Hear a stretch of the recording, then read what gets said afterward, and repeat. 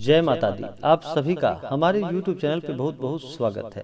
आइए आज सुनते हैं देव उठनी एकादशी की कथा। इसे देवोत्थान एकादशी, प्रबोधिनी एकादशी के नाम से भी जाना जाता है। देव उठनी एकादशी का व्रत हर वर्ष कार्तिक माह के शुक्ल पक्ष की एकादशी तिथि के दिन देव उठनी एकादशी का व्रत किया जाता है।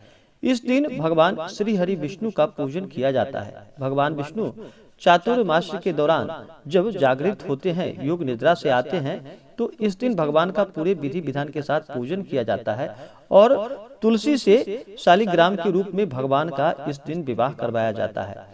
कार्तिक माह के शुक्ल पक्ष में पड़ने वाली देव उठनी एकादशी का बड़ा ही विशेष महत्व माना गया है। इस दिन जो भी सच्ची श्रद्धा के साथ इस व्रत को करते हैं या कथा श्रवण करते हैं, भगवान विष्णु, माता लक्ष्मी, भगवान शालिग्राम और तुलसी माता की कृपा से सभी प्रकार के सुख और समृद्धि की प्राप्ति होती है।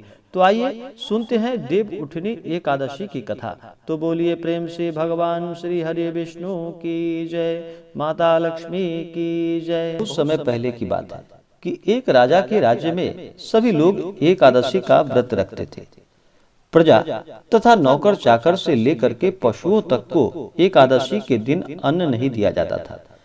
एक दिन किसी दूसरे राज्य का एक व्यक्ति राजा के पास आकर बोला कि महाराज, कृपा करके मुझे आप नौकरी पर रख लें। तब राजा ने उसके सामने एक शर्त रखी कि ठीक है, रख तो लेता, किंतु रोज तो तुम्हें खाने को सब कुछ मिलेगा, परंतु एकादशी को अन्न नहीं मिलेगा।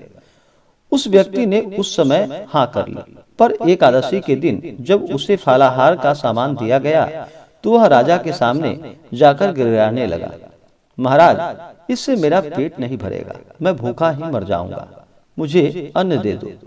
राजा ने उसे शर्त की बात याद दिलाई, पर वह अन्न छोड़ने को राजी नहीं हुआ। तब राजा ने उसे आटा, दाल, चावल आदि दे दिए। वह नित्य की तरह नदी पर जा पहुंचा और स्नान कर भोजन पकाने लगा। जब भोजन बन गया तो वह भगवान को बुलाने लगा कि आओ भगवान, भोजन तैयार है। उसके बुलाने पर पीतांबर धारण किए हुए भगवान चतुर्भुज रूप में आ पहुंचे तथा प्रेम से उसके साथ भोजन करने लगे। भोजन आदि करके भगवान अंतर ध्यान हो गया तथा वह अपने काम पर चला गया। 15 दिन बाद अगली एकादशी को वह राजा से कहने लगा कि महाराज, मुझे दुगना सामान चाहिए। उस दिन मैं तो भूखा ही रह गया। राजा ने कारण पूछा तो उसने बतलाया कि हमारे साथ भगवान भी खाते हैं, इसलिए हम दोनों के लिए ये सामान पूरा नहीं होता। यह सुनकर राजा को बड़ा आश्चर्य हुआ। वह बोला कि मैं नहीं मान सकता कि भगवान तुम्हारे साथ खाते हैं। मैं तो इतना व्रत रखता हूँ, पूजा करता हूँ, पर भगवान ने मुझे कभी दर्शन तो नहीं दिए। राजा की बात सुनकर वह बोला कि महाराज, यदि विश्वास ना हो तो साथ चलकर आप देख ले। राजा एक पेड़ के पीछे छिपकर बैठ गया। उस व्यक्ति ने भोजन बनाया तथा भगवान को शाम तक पुकारता रहा, परंतु भगवान नहीं आए।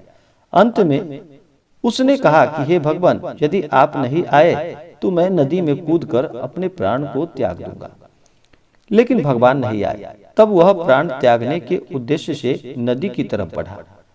प्राण त्यागने का उसका दृढ़ इरादा जानकर शीघ्र ही भगवान ने प्रकट होकर उसे रोक लिया और साथ बैठकर भोजन करने लगे। खा पीकर वे उसे अपने विमान में बिठाकर अपने धाम को ले गए। यह देखकर राजा ने सोचा कि व्रत उपवास से तब तक कोई फायदा नहीं होता जब तक कि मन शुद्ध ना हो। इससे राजा को ज्ञान मिला। वह भी मन से व्रत और उपवास करने लगा और अंत में प्रभु की कृपा से स्वर्ग को प्राप्त हुआ।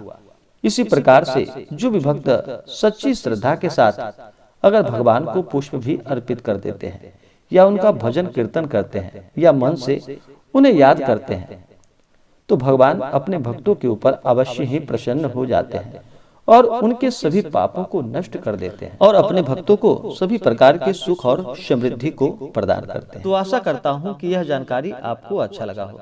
ऐसे ही जानकारियाँ प्राप्त करते रहने के लिए हमारे इस चैनल को लाल बटन दबा करके सब्सक्राइब करें, साथ में बेल आइकन घंटी को दबाएं ताकि मेरे वीडियो का नोटिफिकेशन आपको समय समय से मिलता रहे। वीडियो को लाइक और शेयर करें। जय माता दी। धन्यवाद। मिलते हैं फिर अगले वीडियो में।